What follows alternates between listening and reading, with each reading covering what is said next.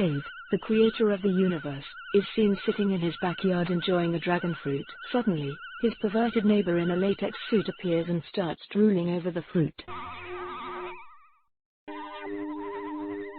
Dave notices his neighbor's strange behavior and tries to ignore it, but the neighbor approaches him with an intense fascination for the dragonfruit. Dave tries to maintain a safe distance. Just as the situation becomes uncomfortable, Dave's pet animal, Nanook, enters the scene. As excited as always, Nanook jumps around and accidentally reveals his love for water by drinking from a nearby water hose. Taking advantage of the distraction, Dave quickly says Nanook repeatedly, causing everyone present to start chugging water in accordance with the bizarre rule. The scene ends with everyone hilariously struggling to drink as much water as possible.